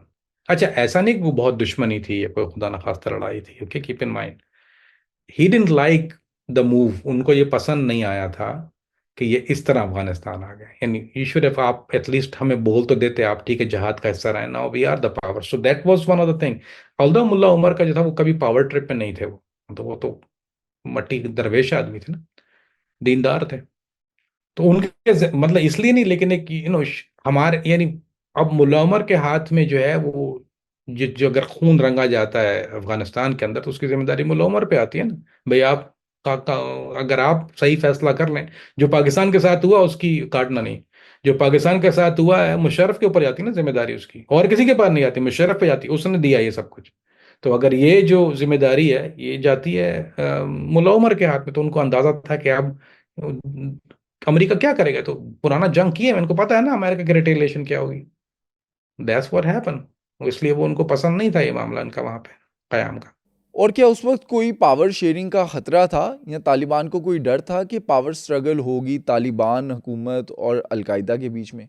नहीं, क्योंकि ये इन्होंने सबूत दे दिया था जब निकले थे, तो उस वक्त ये जंग में, अंदरूनी जंग में शरीक नहीं हुए थे ना, इन्होंने साइड नहीं ली थी। तो ना तो ये गुलबदीन की साइड पे गए, ना तो ये कोई और साइड इन्होंने पकड़ी। हालांकि इन्होंने तफहीम की जरूर कोशिश की, ये गए थे, इनके इनके वफूद ने बहुत कोशिश की अमंग मुजाहिदीन को सुलह कराने की। लेकिन अली भाई ये उस वक्त शामिल नहीं हुए ना। अगर शामिल हुआ तो उस वक्त फिर ये वापस अफगानिस्तान में तो कताल हो जाता, मैं गारंटी दे रहा हूँ। अगर ये उस वक्त किसी ग्रुप के साथ शामिल होकर फिर ऐसे आते हैं ना जिस तरह से होते हैं, तो उस वक्त कताल होता इनका, फिर मार देते इनको। लेकिन ये कि चूंकि वो किसी ग्रुप के साथ, इनको पता था कि किसी ग्रुप, और पावर शेयरिंग का तो मामला है ही नहीं, ये तो ऑलरेडी इन दोनों मत दरवेश है ना। सो एक दरवेश दूसरे को पहचानता है, उसको ये भी पता है कि शेख उसामा का, अब ये मुल्ला उमर, यानी आप देखिए, एक ही लाइन के लोग एक दूसरे को ज्यादा बेहतर समझते हैं। डॉक्टर डॉक्टर को ज्यादा समझता है कि वो कितना मरीज अच्छा डॉक्टर है, हम लोग नहीं समझते। एक वकील को ज्यादा बेहतर रिकमेंड करता है। आप बोलेंगे ना अच्छा वकील, तो वकील ही बताएगा कि is good at his job, normal आदमी को नहीं पता। तो इस तरह ये जो होते हैं ना इस किस्म के दरवेश लोग, ये एक दूसरे को, they know their size it up, वो बात से पता चल जाता है थोड़ी देर के बाद। तो मैंने तो इनकी मजलिसों में देखा हुआ है कि ये कम बोलते हैं, लेकिन वो इतना बोलते हैं कि दे साइज यू अप, ये हमेशा साइज करते हैं आप, यानी इनकी आदत होती है ऐसे लोगों की। सो लिहाजा उनको एक दूसरे के ऊपर ये शुबह कम से कम नहीं था। इनको ये था कि मुल्ला उमर के लिए जो है वो अफगानिस्तान और उनके लोग लेकिन शेख उसामा को था कि हम जो है वो जहाद की बेस बनानी है। सो वो there is a conflict, but it's not a power power struggle नहीं थी। मैंने कुछ पॉडकास्ट देखे, उसमें जो तज्जिया निगार थे उनका कहना था कि 1999 के अंदर अफगान तालिबान की अमेरिका से बातचीत हुई कि अगर वो शेख उसामा को उनके हवाले कर दें तो उनकी जो तालिबान हुकूमत है उसको तस्लीम करने की बातचीत हो सकती है। क्या अमेरिका के साथ अफगान तालिबान की कोई ऐसी बात हुई थी? सबसे बड़ा झूठा है वो दुनिया का जो ये बोलता है, उसको पता ही नहीं है, इनका वो सवाल ही नहीं पैदा होता था। इन्होंने एक बात जरूर कही थी, जो एक बात जो ऑफिशियल कही थी, वो जब सऊदी अरब से इनकी वालदा को, शेख उसामा की वालदा को भेजा गया, और इधर से शेख बंदर था जो वो इसके बहुत करीबी ताल्लुकात थे बिन लादेन फैमिली से, उसको भेजा गया। उसके बाद जाके जब प्रेशर पड़ा है, वो जाके फिर जब मुल्ला उमर से मिला है शेख बंदर, और सऊदी अरब ने वफूद भेजे इनके पास, और फिर इसने जाके एक जुमला कहा था, वो ये कहा था कि अगर आप समझते हैं ये मुजरिम है तो आप हमें इस पे मुकदमा चलाने दीजिए, हम चलाते हैं मुकदमा, फिर हम फैसला करेंगे, क्योंकि अभी तो हमारी हुकूमत के अंदर है ना। अब आप वहां से कर रहे हो, अगर आप एंड वी डोंट, हम आपकी अथॉरिटी को तो मानते नहीं है, नहीं आपके कोर्ट्स को तो हम नहीं मानते। अगर एक मुसलमान ये कहे कि मैं अमेरिकन कोर्ट को मानता हूं, तो फिर वो उसका दीन खतरे में है ना मेरे भाई, बात समझ रहे हैं? तो एक शरई आदमी, एक मुसलमान, हम तो ऐसे तो कर देते हैं फैसले कबूल कर, लेकिन अमेरिकन ये नहीं, ये लोग जो ऐसे जिस दीन के जिस दर्जे पर होते हैं, ये कभी किसी सवाल ही नहीं पैदा होता कि ऐसी कोई गलती भी करें। तो वो एक तो मानना तो बहुत दूर की बात, उनको यानी समझते भी कुछ नहीं है उनको। तो लिहाजा सिर्फ और सिर्फ इनका मुतालबा ये था कि मैं मुकदमा चलाता हूँ, अपने उस पर चलाऊंगा, फिर आपको वो फैसले को तस्लीम करना पड़ेगा। और वो जारी बात है, ना ये सऊदी अरब मान रहा था और ना अमेरिका मान। शेख उसामा अफगानिस्तान में है, मुल्ला उमर की तालिबान की हुकूमत फुल पावर में है। उस वक्त शेख उसामा क्या कुछ करते रहे अफगानिस्तान में, और क्या अलकायदा उस टाइम पे एक्टिव थी अफगानिस्तान में, अपनी कार्रवाइयाँ कर रही थी दुनिया में किसी भी कोने में? अली भाई, उस वक्त तो सिर्फ जो इनका अलकायदा के मामलात थे वो दरस व तदरीस और कंस्ट्रक्शन, यानी फुल टाइम कंस्ट्रक्शन, ट्रैक्टर, और वो खाने के लिए जो उन्होंने वो खेती करने का जो सामान था वो काफ़ी एक्सपोर्ट किया, यूरिया। तो काफ़ी चीज़ें उस वक्त इनका कंसंट्रेशन, ऑल्दो कैंप थे जहाद के, जो जो इनके कैंप थे, ट्रेनिंग कैंप तो रहते, क्योंकि एक तो चीज़ है कि आप जहाद में, यानी ये जो आदमी जहाद में आया वो ट्रेनिंग में रहेगा, एक तो ये इनका एक बहुत इंपॉर्टेंट नज़रिया था कि आप मतलब आप अगर चाहे आप जॉब भी कर रहे हैं, यानी बहुत से लोग ऐसे थे शेख उसामा के पास कि वो जॉब कर रहे थे, यानी उनके पास यानी बाकायदा कुछ लोगों को हायर किया गया कि फॉर एग्रीकल्चर के एक्सपर्ट जो थे, वो कई ऐसे अरब ममालिक से, में से इजिप्ट से भी आए थे 2 लोग। तो ऐसे कई लोग हैं जिनको बुलाया गया था एज ए एम्प्लॉयमेंट, लेकिन जो लोग एम्प्लॉयमेंट के खालिस जॉब के लिए थे वो जॉब कर रहे थे, लेकिन मोस्टली वो लोग थे जो जॉब भी करते थे, फिर वो जहाज में भी हिस्सा लेते थे, वो ट्रेनिंग में रहते थे कैंप में हर वक्त। तो लेकिन कैंप तो ऑलरेडी था, ऐसा तो नहीं है कि ट्रेनिंग कैंप नहीं था, वो ट्रेनिंग तो हर वक्त जहाद की आपको तो रोज वो तो करना ही है आपको। हाँ हाँ, उसमें तो कोई शुबा नहीं, अपनी जॉब पे जाएंगे फिर जो लोग। तो उस वक्त शेख उसामा का जाहिर बात है कोई कॉन्फ्लिक्ट में हिस्सा तो ले नहीं रहे थे, तो 100% यही चीज थी कि सिर्फ यानी अफगानिस्तान में लोगों की भूख कैसे खत्म होगी, एग्रीकल्चर को खुद खुद मुख्तार कर देंगे, और फिर जो कंस्ट्रक्शन है, जो रोड्स हैं या वो टूटे, हालात तो बहुत खराब थे, सब चीज़ें टूटा फूटी है वहाँ पे। तो कंस्ट्रक्शन का काम ज़्यादा करते, जहाज से ज़्यादा, ऐसा नहीं था कि 100% की कंसंट्रेशन जो, हाँ ऐसे जो जो एक नेटवर्क है वो तो इनका था, लेकिन अफगानिस्तान में बिलखुसूस जो था, वो कोई ऐसी उस वक्त कोई साजिश नहीं शुरू हो गई थी आते ही कि अब हम जो है वो इसको सरजमीन को बना के, दैट्स बुलशिट, रॉन्ग स्टोरी। तो उस वक्त सिर्फ सिर्फ अफगानिस्तान के लिए और अफगान के लोगों के लिए और मुसलमानों के लिए जो था वो एक आयाम की कोशिश कर रहे थे कि मुस्तहकम कर दें उनको। ये जो इस्लामिक कंट्रीज़ हैं लाइक ईरान या अफ़गानिस्तान, इन कंट्रीज़ को अमेरिका से इतनी नफ़रत क्यों होती है? इस नफ़रत की वजह क्या है? सब मुसलमानों को नफरत की एक ही वजह है, अमेरिका का कोई जाति, यानी ऐसा कहना कि अमेरिकन जाति तौर पे कुछ, तो अमेरिका जाति तौर पे ज्यादा कुछ नहीं किया। ये नफरत हुई थी, जो जो बेसिकली नफरत हमारे दिलों में डाली गई है या होनी चाहिए, वो इसराइल की वजह से, कि इसराइल, अगर अमेरिका ना होता तो इसराइल ना होता। तो असल जो मकसद है इसका, नहीं बुनियाद, वो बाद में तो जो जंगें हुई इराक में और फिर फलां जगह हो गई, that's not the beginning of it. The beginning 70s, उससे पहले कोई अमेरिका जो, जब आपने नारे थे पर कराची में लगे चलो चलो अमेरिका चलो, अब जमात इस्लामी लिखती थी चलो चलो अमेरिका चलो। तो सारा जो मामला था अली भाई, वो एक और एक ही था, उसमें ये सिर्फ जितने भी ममालिक नफरत करते हैं, अमेरिका से जितने भी हैं, चाहे वो नॉन मुस्लिम भी हैं, वो उसकी वजह बहुत मेनली इसराइल का जुल्म है। अब देखिए ना, अमेरिका से जो साउथ अफ्रीका कैसे कभी हमेशा ताल्लुकात होते खराब हो गए, क्यों हुए? वो देखकर इसराइल में क्या कर रहा है ये। ऐसे भी मालिक है यूरोप, आयरलैंड का क्यों, आयरलैंड डोंट लाइक, किसको नहीं पसंद करते, वो बोलते हैं you don't want deal with this guy stupid man American. क्यों करते हैं? इसराइल कैसे करते हैं? तो इसराइल की मेहरबानी है। तो हमारी जो बुनियादी नफरत की वजह वो इसराइल, और उसके अलावा ये कि उस वक्त तक, यानी जब तक इसराइल का मामला नहीं शुरू हुआ था, तो अमेरिका ने पहली तो जो कोई भी जंग, और फिर जब सऊदी अरब की सरजमीन पे इन्होंने कदम रखा तो उसामा बिन लादेन का कहना यह था कि ये तो यानी रसूलुल्लाह का शहर है, यहाँ तो इस्लाम का सेंटर है ना, ये तो काबा है, मदीना तो यानी मदीना है यहाँ पे, और मक्का है यहाँ पर, तो इस सरजमीन पर ये जब काफिर आएगा तो ये शराब भी पिएगा, which is true, they gonna drink, वो मना नहीं कर सकते आप उनको, क्योंकि उनकी बेस जो होती है वो उनकी हुकूमत होती है declare, they lease the place, तो वो लीज लेते हैं इसलिए कि वी हैव द राइट्स। सो उन्होंने, उसामा बिन लादेन ने ये कहा कि ये जाएंगे वहाँ पर, जाके जो है वो सरजमीन हिजाज के ऊपर, और ऐसा इन लोगों की जब हम आएंगे, अगर हम कर सकते हैं, अभी हमने दिफा किया है अफगानिस्तान का, तो हम कर सकते हैं। तो वो उसके ऊपर भी काफ़ी, जो तब जो दुनिया में जो कि कह ली कि बहुत ज़्यादा रिलीजियस तबका है जो मामलात को समझता है, वो अमेरिका की एक और बड़ी नफरत की वजह ये कि जब ये सऊदी अरब गया, इसने इसके कहते हैं कि इसके नापाक कदम जो थे वो पाक सऊदी अरब की ज़मीन के ऊपर चले, हालांकि वो बाहर था, कहीं मक्का मदीना में नहीं घूम रहे थे वो, लेकिन फिर भी एक जो मुसलमान है वो इसको इस तरह से ज़्यादा पोर्ट्रे करते हैं। तो ये वजूहात हैं मेरा ख्याल है जो सबसे ज़्यादा, और और सबसे ज्यादा अगर कोई सख्त है ना दुश्मनी में अमेरिका में, लोग नारे तो बहुत लगाते हैं, पीछे से हाथ भी मिलाए होता है, पर हमारे लोग, पाकिस्तानी हुकूमत हमेशा से साथ रही है अमेरिका के, सऊदी अरब भी साथ रहे, लेकिन असल में जो हक की बात है, हालांकि मैं शिया नहीं हूँ, लोग फिर नीचे लगते हैं शिया इसलिए करा, ईरान की जो असल दुश्मनी जो है ना, असल रही है हमेशा से, जो असल जिसने करके दिखाया है वो ईरान है। ये तो बहुत बाद में आई है कायदा, और ये हुकूमत कोई मुल्क का नाम नहीं है। उस वक्त पे मुल्ला उमर ने क्या कुछ ऐसा किया जिससे अमेरिका नाराज हुआ? मेन वजह तो उसामा बिन लादेन थे ना, वो बार बार इनके पास आ रहे थे, इनको कहते हैं हमारी आपसे कोई लड़ाई नहीं है, आप करें जो आपने करना है यहाँ पे, हम बस ये आदमी दे दें ये जो इनका सारे, और ये सिर्फ एक, उन्होंने उसामा बिन लादेन खाली बात फर्द वाहिद नहीं मांगा था, उन्होंने उनके पास लिस्ट थी अरब मुजाहिदीन के, उसमें कुछ अफगान भी थे, कुछ लोग जो इनकी तरफ से थे, और उसमें एक जो थे वो हक्कानी साहब, उनका नाम भी उस लिस्ट में मौजूद था, और वो मेहमान थे वहां पर।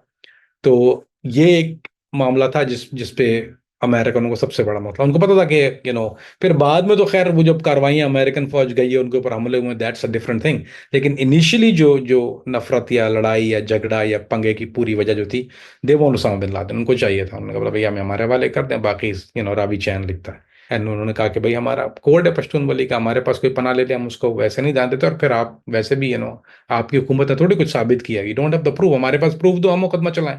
They didn't want to do that, of course, who wants to do it? उसके बाद जो था वो, यू नो फिर आपने देखा जो मामला हमले के हुए, फिर बिल्कुल ही बिगड़ गए। अफगानिस्तान में यूएस के इन्वेड करने से पहले क्या तालिबान की तरफ से अमेरिका के खिलाफ कोई कार्रवाई की गई थी, या अमेरिका के इत्तेहादियों के खिलाफ कोई कार्रवाई की हो जिसकी वजह से अमेरिका को मौका मिला? नहीं अली भाई, तालिबान ने कभी भी बाहर हमला नहीं किया, इनका दिफा, इसको इस जहाद को दिफाई जहाद कहते थे ना हमेशा, कि दिफा में जहाद है, तो जहाद की कैटेगरीज होती हैं डिफरेंट ना, तो ये जो जहाद फिर किताल, ये फिर दिफाई जहाद है, इसकी अलग अलग अलग फतवे होते हैं, उसका अलग अलग रूलिंग होती है, कौन जा सकता है कौन, दिफाई जहाद के लिए ज्यादा सख्त, अगर मुसलमान दिफाई जहाद करते तो ज्यादा सख्त तालीमात हैं, यानी ज्यादा सख्त ऑर्डर्स हैं उसके, you must have to join it, फिर उसके लिए कुछ ऐसे उलमा कराम कहते हैं कि फिर आपको कुछ जो इजाजत लेनी पड़ती नॉर्मल जहाद के लिए, वो इस जहाद के लिए नहीं लेनी पड़ती। तो ये तो दिफाई जहाद तो था, इसमें तो कोई शुबा नहीं है, और जो लोग इसमें शामिल हो रहे थे वो, उनकी वजह एक ही है ना अली भाई, के वो सारे दीन पसंद लोग थे, तो ये सारा हल्का जो था वो दीन पसंद था, इसमें कोई बाहर की कोई ऐसी चीज या पोल्यूशन नहीं आया था। फिर जब यूएस ने इन्वेड कर दिया, अफगानिस्तान पर हमला कर दिया, तो उस वक्त पे जो अफगानिस्तान में तालिबान भी थे और जो अलकायदा थी, उन पर क्या हालात बने, इनको किधर जाना पड़ा? अली भाई ये ध्यान में रखिएगा कि अलकायदा और तालिबान दो बिल्कुल अलग चीज थी, यानी this is total two different animals. इनके जो ताल्लुकात आपस में, मुजाहिदीन एक दूसरे को पसंद बहुत करते थे, यानी मुजाहिदीन एक दूसरे में प्यार करते हैं, इसमें तो कोई शुबा नहीं है, वहाँ मुजाहिदीन का आपस में बहुत मोहब्बत है, चाहे वो ऊपरी तौर पे जो भी मामला हो, शेख उसामा का या मुल्ला उमर का चल रहा है, लेकिन जो जो नीचे के मुजाहिदीन है वो घर में खाना भी खाते हैं, लेकिन अरब मास्कर के अंदर अब देखो, मस्त मैं आपको अंदर की बात बताता हूँ। और जो जो लोग उर्दू जानते हैं, अरबी जो देखते हैं इसको, एक चंद लोग, वो समझ रहे हैं मैं क्या बोल रहा हूँ। अली भाई, अरब मास्कर के अंदर अफगान को अंदर आने की इजाजत ही नहीं थी। जॉब जो करते हैं ना, जो जो चौकीदारी भी करते हैं, चौकीदारी नॉर्मली ये, उनको चौकीदार भी नहीं चाहिए तो बोलते ये मुखबरी करता है जाके। ये कभी एतबार नहीं किया उन्होंने, कभी अफगान लोकल के ऊपर एक ढेले का एतबार नहीं करता, डरते थे। यानी अंदर कुक वगैरह नॉर्मली क्या होता था कि जैसे अगर आपने रखा है तो कुक, आपने लोकल आदमी को हायर कर लिया, इतने लोगों का खाना पकाना, सफाई कर रहा है, वो कर रहा है। ना बोला, ना बाबा, हम लोग अरब खुद करेंगे अंदर, एक भी अफगान को बाहर भी नहीं। लोगों ने कहा वॉलंटियर के हम बाहर खड़े होते हैं, चौकीदार बोला नहीं तुम्हें बाहर भी नहीं, जाओ यहाँ से खाली, यहाँ बाहर भी मत खड़ो ना। उस पर इतना भी एतबार नहीं करते थे, तो they had their reasons not to. जब अमेरिका ने अफगानिस्तान में वॉर अगेंस्ट टेरर के नाम पे ऑपरेशन स्टार्ट कर दिया, उस वक्त पे मुल्ला उमर किधर गए? और उस वक्त पे क्या तालिबान एक थी या बिखर गई? नहीं, तालिबान तो एक ही थी। तालिबान उस वक्त नहीं हुआ, बल्कि और जो जो बाहर के जो कुछ वॉरलॉर्ड थे वो साथ जो, या फिर उस वक्त ये हो गया था ना, इधर यू विद अमेरिका और यू विद तालिबान, तो फिर बहुत से लोग जो थे, जो काफी तादाद में मुजाहिदीन फिर शामिल होना शुरू, जो छोटे छोटे ग्रुप में लड़ रहे थे, वो तालिबान के अम्ब्रेला के अंडर आगे आके लड़ रहे थे, अंडर देयर कमांड। तो फिर जो जो जो नहीं थे, जो अगेंस्ट थे, जिनके ऊपर इन्होंने, या ड्रग वाले थे, जो वो अमेरिका के साथ शामिल हो गए थे। तो मुल्ला उमर इब्तदाई अवाइल में तो काबुल में ही मौजूद थे। इन पे जब जब हमला हुआ है, इनकी रिहाइश गाह के ऊपर दो हमले हुए, तो टोटल दो दफ़ा इनको अटैक किया गया। तो उसके बाद जो था वो मुजाहिदीन ने समझा कि इनको फिर वो अपने सेफ हाउस में, फिर वो किसी थे उस वक्त भी अफगानिस्तान में, ऐसा नहीं है। ये तकरीबन 1 या 1.25 साल के बाद निकले, गिव और take, if I could be wrong. तो कुछ लोग ये कहते हैं कि पाकिस्तान में रहे, मुझे ज़्यादा पता नहीं इस बारे में कुछ। अगर हम मुल्ला उमर की पर्सनैलिटी का एनालिसिस करें, जब अफगानिस्तान में यूएस ने हमला कर दिया, मुल्ला उमर ने कोशिश की अमेरिका के साथ कोई डील करने की या मुज़ाकरात की कोई पेशकश की कि अलाइंस हो जाए और ये जंग रुक जाए? पहली बात तो ये जान लीजिएगा कि मुल्ला उमर इतने सख्त एलर्जिक थे कि अगर कोई वो बाहर का यानी फॉरेन जर्नलिस्ट है ना, उसको भी, उसके सामने भी नहीं, उससे भी बात नहीं, इतनी नफरत थी इनको, ये उससे भी बात नहीं करते थे। कोई फॉरेन जर्नलिस्ट हो या शेख उसामा के पास आते थे फॉरेन जर्नलिस्ट, उनसे बात कर लेते थे, अमेरिकन ब्रिटिशर। आपने कोई मुल्ला उमर का इंटरव्यू सुना है किसी और के थ्रू, रहीमुल्लाह यूसुफजई के अलावा? ढूंढने निकाल के दिखाइए मुझे कोई। इतनी एलर्जी थी, लोग आके लाइन नहीं लगा लोग। एग्जॉटिक खबर थी कि एक गांव का एक छोटा सा मौलम, यानी पढ़ाने वाला, और मस्जिद का इमाम जो है, जो अफगानिस्तान इतनी बड़ी ताकत जिसने रूस को बाहर निकाला, उसका उसका जो है वो कायद बना है, ये तो उसको उसके वो no he is a leader. तो लोग पागलों की तरह इंटरव्यू के सवाल ही नहीं, बात ही नहीं करनी ना, ना तस्वीर खिंचाऊंगा ना बात करूंगा। दूसरा, वो शाय बहुत थे, बहुत शाय थे। बात बिल्कुल बहुत मुख्तसर अल्फाज अदा करते थे मुंह से, और हमेशा नीचे देखते थे, कोई ज्यादा वो नहीं। बस जहाँ बदनमाज और वो तस्बीह हाथ में रहता था, वो जिक्र में रहते थे हर वक्त, तो वो सवाल ही नहीं पैदा हो गया। आप अगर बात भी कर रहे हैं तो बात दफा अजीब सा लगता था कि अगर आप कलाम कर रहे हैं तो उनका मुंह ऐसे चल रहा है, बोला, हाँ हाँ हाँ हाँ, फिर वो दोबारा जो था वो जिक्र में होते थे।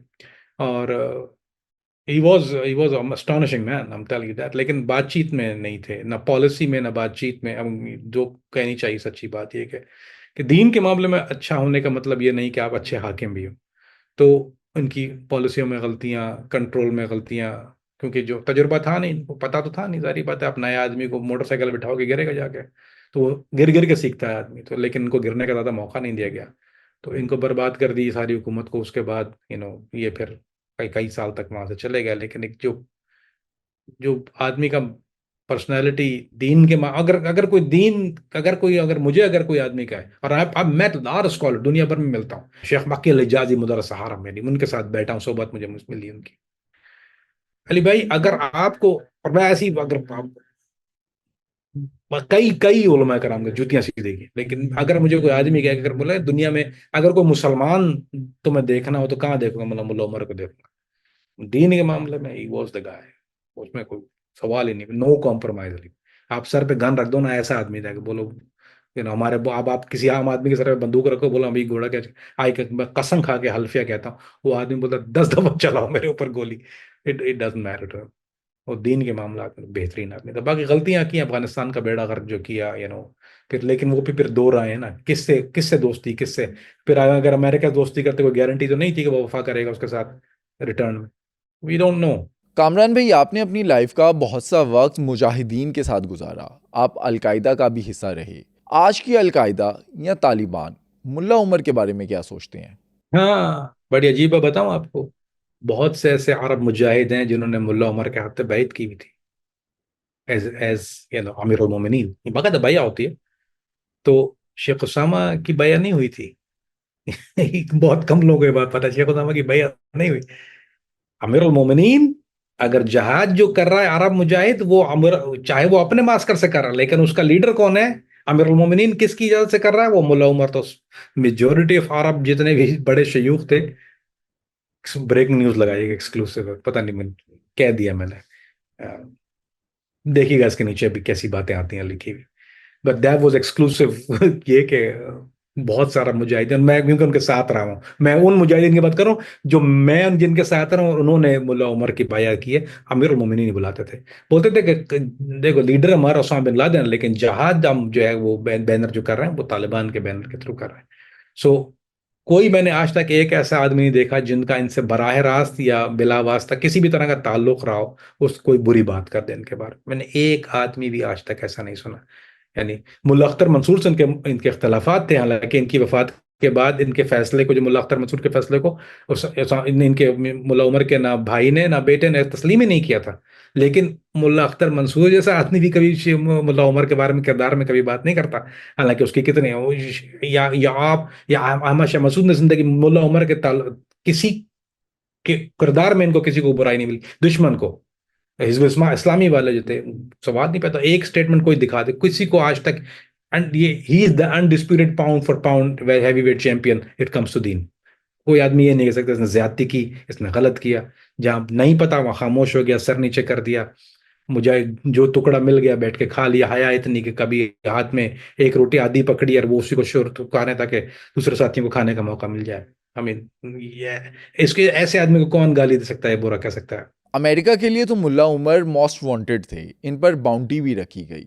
अमेरिका कैसे हंट करता रहा इनको, और नाकाम क्यों हुआ हंट करने में? जहां तक अब इनको पकड़ने की बात है, तो पहली बात तो ये जान लीजिए कि ये लोग, दे बीन न जहाद फॉर लॉन्ग टाइम। अब होता है ना, नया आदमी, उसको प्रॉब्लम होता है कि यार हाउ डू आई, अब इनको टैक्टिक पता है कि ये मेरे पास होगा तो ठा ठा करके कुछ ना कुछ आएगा, राइट, फेंक दो। इसको कहते हैं, इसको स्ट्रेटजी को अमेरिकन ने जो नाम दिया है वो बोलते हैं स्टोन एज टेक्नोलॉजी। बोलते हैं where is Osama bin Laden, बोले is in stone age technology. इन्हें पत्थर के जमाने में। That's true. आप, जब उनको पता है कि जब आप पे सर्वेलेंस होती है तो वो किस तरह से होती है, ट्रैक किस तरह से होते हैं, दुनिया से राब्ता, कंप्यूटर में राब्ता, ईमेल, कोई चीज, गो इन स्टोन एज। पहले लोग जैसे रहते थे, this is what strategy. Osama bin Laden की भी यही स्ट्रेटजी थी। He didn't get caught because of his error, somebody else late, वो तो जो मैसेंजर के थ्रू आया ना, पकड़ा। Mullah Omar went back to stone age. Same thing, उन्होंने सारे कम्युनिकेशन डंप कर दी। उनको तो वैसे भी नफरत थी, he never liked it either. उनको तो रेडियो भी नहीं सुनना था। लोग जो खबरों के लिए रेडियो चलाते उस पर नाराज होते थे, अंदाजा करें। उनको वो भी नहीं सुनना होता था।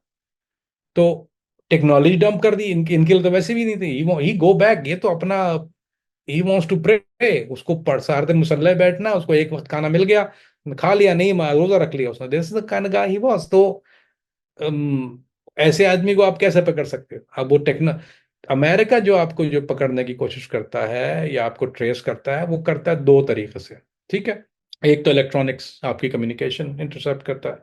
दूसरी जो है वो फिर ह्यूमन इंटेलिजेंस होती है। तो ह्यूमन इंटेलिजेंस का तो सवाल ही नहीं पैदा होता, इनके कोर हल्के में तो सवाल ही नहीं पैदा होता, क्योंकि वो तो सारे किसी को भी नहीं पता था मेनली। यानी जो जो गार्ड भी थे तो वो सिर्फ गार्डों को ही पता होता था। बनी बाहर के जो दीगर मुल्ला जो अमूर में थे, या मुल्ला बरदर या फलाना ढिमकाना जितने भी वो है, उनको आइडिया थोड़ी था कि शेख उसामा कहाँ होते हैं। And he swift change, swift to swift to swift कर रहे थे। और सो स्पीड स्पीड डायल पे कर रहे थे काम। सो अली भाई, अमेरिका जब तक आपको पकड़ सकता है जब तक आप अमेरिकन टेक्नोलॉजी यूज कर रहे हैं। आज इस टेक्नोलॉजी को आप छोड़ दीजिए, यू आर इनविजिबल। कौन ट्रेस कर सकता है आपको? Who knows better than I do. Mullah Omar की जिंदगी का आखिरी वक्त कैसा था? उनकी डेथ कैसे होती है? यार इनकी जो, बस देखिए, अब मैं आपको ये एक, मैं इसलिए जरा सा भारी मैं दिल से करता हूँ ऐसी बात है जब मुल्ला उमर के हवाले, ऐसे लोग जिनको मैं जानता हूँ कि दीन में सच्चे थे, वो बाकी किरदार क्या है, फलाना है ढिमकाना है फतवे, अलग बात है। यू नो द गाइस, एक आदमी भूखे को अपना रोटी नहीं खा रहा दूसरे को खा रहा है, you get sad about him. इसलिए मैं थोड़ा सा बोझल रहता हूँ मैं इन मामला के ऊपर। देखें अली भाई, बहुत से जो मैंने मुजाहिदीन को दुआ करते देखा, बोलते अव्वलीन दुआ क्या होती है कि अल्लाह शहादत की मौत दे। मोस्ट ऑफ द मुजाहिदीन, मेजोरिटी लाइक 99.9% आते ही इसलिए ना शहीद होने के लिए दुआ करते हैं कि अल्लाह शहादत शहादत। ये बाहर भी काम कर तो शहादत की दुआ मांगते हैं तो कोई रास्ता बन जाए, राइट। अब सोचिए मुल्ला उमर, मुझे पता, अल्लाह के भेद वही बेहतर जानते हैं कि मुल्ला उमर कितना लंबा अरसा जहाद में रहे, गाजी है ना, जख्मी भी हुए, मेडल भी पहना हुआ है, यानी जो स्कार्स है बॉडी पे। फिर सबसे बड़ी ताकत को लीड किया, और बेतहाशा तरफ से लड़ाई, यानी तीन तरफ से लड़ाई हो रही थी, लेकिन शहादत नहीं मिली। तो बस वो पता नहीं क्यों कुछ लोगों के साथ होता ही, मैं ये सही बता रहा हूँ, मैंने लोगों को मार के मैं देखा हुआ है, जाते हैं और निकल के आ जाते हैं, बोले यार ये कैसे निकल के आ गया, बोला इसके अंदर शहादत नहीं थी, यानी उसके पता नहीं, अल्लाह माफ करे, मैं नहीं कहूंगा मुझसे। तो लेकिन मैंने बहुत से लोग ऐसे देखे जो तीन चार जहाज में, मैं मिला हूँ, काली दाढ़ी में मिला था, सब मेरी जैसी दाढ़ी, सब मैंने कहा शेख आप क्या कर रहे हो, अबू सईद की बात कर रहा हूँ, जिन्होंने बोला यार अल्लाह ने चाहिए नहीं किया, अफगानिस्तान के कोल्ड वॉर के टाइम से लड़ा था मुजाहिद, मुझे सीरिया में मिला, मतलब मैंने शेख अबू सैद को देखा, वो पढ़ते थे, नशीदे पढ़ते थे मुजाहिदीन के लिए, मशहूर आदमी है मुजाहिदीन में, शेख अलकायदा के, शेख उसामा के साथ रहे हैं नशीदे पढ़ते हुए। जब वो कल अल्लाह ने शहादत नहीं लिखी, तो मैं जब आपने ये जिक्र किया, मुझे शेख अबू सैद याद है, अब तो शहीद हो गया वो सीरिया में। लेकिन ये कि आपने मुझे ये बात दिलाई, तो मुझे मुल्ला उमर का वो उनकी आरजू बहुत थी, शहादत की आरजू थी हर वक्त, जिक्र भी बहुत था। और ट्यूबरक्लोसिस से इंतकाल हुआ, टीबी हो गई थी, और दवाई नहीं लेते थे, मेडिसिन। उनको पहले भी जब भी मेडिकल हेल्थ प्रॉब्लम आता था, ये मेडिसिन नहीं लेते थे, ही वाज लाइक बस अल्लाह ठीक कर देगा। सो अल्लाह तब वो टीबी जो है उनको आई, और टीबी से उनका जो तबाही मौत मारे। तो उनका, लेकिन अच्छी बात ये हुई कि कोई हिज्मत या कोई वो शर्मिंदगी उठाना नहीं पड़ी। अगर खुद कोशिश, अगर सोचे कि अगर ये किसी नॉर्दर्न लाइंस की अगर कैद में आते, वो क्या टॉर्चर करके क्या हशर करते, या अमेरिका की अगर उसमें आ जाते, ये हिरासत में आ जाते, अगर वो पकड़ लेते इनको अमेरिकन, तो आप सोचिए क्या हशर होता है इनका। तो अल्लाह ने को ये तो कम से कम इज्जत की मौत दी, महफूज रखा। इंटरनेट पर मेंशन है कि 2013 में मुल्ला उमर की डेथ होती है, 2015 में उसकी तस्दीक की जाती है। ये जो 2 साल थे जिसमें लीडरशिप नहीं थी, इसके अंदर तालिबान का निज़ाम कैसे चल रहा था? देखिए निज़ाम तो एक बन गया था, हर कोई अपनी जगह मौजूद था, position, it was not much of a निज़ाम, but whatever it was, Mullah Akhtar Mansoor जो थे, वो जो थे उनके पास, उनको चुन चुन दिया गया था, वो चला रहे थे निज़ाम। लेकिन मुल्ला अख्तर मंसूर पहले से चला रहे थे, सोलो लेट यू नो कि मुल्ला, ये लोग आपस में जो जिनको नहीं पता वो नहीं पता, लेकिन मुल्ला अख्तर, जब जब मुल्ला उमर की गैर हाजिरी, मुल्ला अख्तर मंसूर बहुत से फैसलों को, और उसके अलावा भी कई और लोग थे, लेकिन ये कि Mullah Akhtar Mansoor was one of the guys जो ज़्यादा उमूर जिनके पास थे, इंटरनेशनली जिनके पास सारे रास्ते मौजूद थे, जो he can make calls outside, जिनके पास सीआईए का कॉन्टैक्ट मौजूद था, जो सीआईए का कॉन्टैक्ट था वो भी मुल्ला अख्तर मंसूर के पास मौजूद था। So he was the one who was handling lot of it anyway. और जो देखिए, बहुत, इट्स नॉट ऑर्गेनाइज हुकूमत नहीं थी, कीप इन माइंड, ये भी शूरा सिस्टम था ना इनका, तो it was not typical anyway, एक वजीर के हाथ में है तुम्हें फंड चाहिए, लेकिन उस वक्त तो वो हालात भी नहीं रहे थे ना, उस वक्त तो ना पैसे का कोई निजाम चल रहा था, ना कोई, उस वक्त तो केओस की सिचुएशन थी, तो नथिंग वाज ऑर्गेनाइज, लोग समझते हैं, but it was nothing organise, it was all scattered. और शायद यही वजह है कि बहुत से लोगों की बचत हो गई, स्कैटर्ड ना होता, अगर ऑर्गेनाइज होता ना, तो फिर America can hit you organise चीज, स्कैटर्ड को नहीं हिट करता, then that happened for a good reason. जैसे आज अफगान तालिबान और इंडिया का एक नेक्सस बन गया है, उस वक्त पे मुल्ला उमर के होते हुए इंडिया के और अफगानिस्तान के ताल्लुकात कैसे थे? क्या इन्फ्लुएंस था इंडिया का अफगान तालिबान पे? और मुल्ला उमर के दुश्मन कौन कौन थे? नहीं नहीं, तो दुश्मनों में इंडिया शामिल था इनके। इन्होंने कभी मुल्ला उमर के दौर में, कभी मैं अपनी तमीज से नाम ले रहा होता, अगर अगर इन्होंने भी ये हरकत की होती, तो अब इतना प्यार मैंने जो पूरा आपको 1 घंटे से जता रहा हूँ, you think I would have been that nice to this guy? ना ना ना ना। इंडिया के दूर बिल्कुल, भाई, भाई काफिर को पास नहीं आने देते थे ना, इनके नजदीक तो काफिर का करीब भी मत आओ, तो he never liked him, although he had offers, लेकिन उन्हें कभी एक्सेप्ट नहीं की किसी ऑफर्स को, they had offers, of course उनका डेलीगेशन आता था, दे वांट डेवलपमेंट, ये वो चीज़ है, नथिंग, कभी पसंद नहीं किया, या ये आज के बगैरत जो करते हैं। इंसान हमेशा अपने माजी से सीखता है। अगर आप पॉइंट आउट कर सकें तालिबान की वो गलतियां जो मुल्ला उमर की क़यादत में की गई, जिसे आज के तालिबान ना दोहराएं। अली भाई आपने पेंडोरा बॉक्स खोल दिया। तो एक तो पहली बात ये कि जुल्म का निज़ाम, यानी वही हरकतें शुरू कर दी, मिसाल के तौर पे, अगर कोई आदमी आया है बाहर से, और अमेरिका से कुछ अफगान गए हैं वहां पे। तालिबान ने देखा उसको, उसकी दाढ़ी वो उगा रहा है, उसको पता है कि अब वो यहाँ क्लीन शेव था, वहां जाके उगानी पड़ती है, दाढ़ी चाहिए, तो पहले से आई पूरी नहीं हुई, आते ही उसको डंडों से मारना शुरू कर देना कुत्ते की तरह। सच्चा वाक्य बताता हूँ आपको एक अफगानिस्तान का। वो आपने रैम्बो का एक खास पोस्टर देखा होगा, वो जिसमें वो डब्बा लेके खड़ा हुआ है, वो पीका है, असल में पीका लेके खड़ा हुआ है उसमें, वो ये पट्टे वाली राइफल है ना उसकी। तो वो बहुत मशहूर पोस्टर रैम्बो 3 का या कुछ ऐसे ही, वैसे ही जाती कि 2 और 3 का है। वो एक घर के बाहर लगा हुआ था। तालिबान वहां पे गए और उसको पूछा ये आदमी कौन है, उसके तुम नंगी तस्वीर लगाई हुई है। उसने बोला मेरा कजन है। उस आदमी को डंडों से मारा, बोला अपने कजन से बोला असला जमा करा दे, इसकी इजाजत नहीं है। सो उसको पहला खूब लितर मारने के बाद, true story, I am not making this up, I can't make this up. So जहाँ औरतों के साथ जो सलूक था, मारना शुरू कर देते डंडे और बाजार के ऊपर, यार I mean come on now, you can't do that. जहां तक फड्डे वाली बात है ना अली भाई, वो जो 2 मुजस्मे जो इन्होंने बुद्धिस्ट मुजस्मों को उड़ाया था, वर्ल्ड हेरिटेज है वो, उस पे बहुत दुनिया ने ले दे शुरू हुई। तो असल में डाउनफॉल बहुत ज्यादा नेगेटिव पब्लिसिटी उसके बाद हुई, उससे उस वक्त तक इतना नेगेटिव दुनिया नहीं थी इनके बारे में। लेकिन जो उन्होंने गलती, अब ये आर्ग्यूमेंट है कि अगर वो नहीं उड़ाते, अब वो कहते हैं उड़ाते, हमारे हम बुत शिकन है, हम बुत परस्त नहीं है। तो वो बुत शिकन जो है वो बुत उड़ा देता है ना, तो हम बुत परस्त नहीं है। सही बात थी उनकी, दैट्स आर्ग्यूएबल पॉइंट।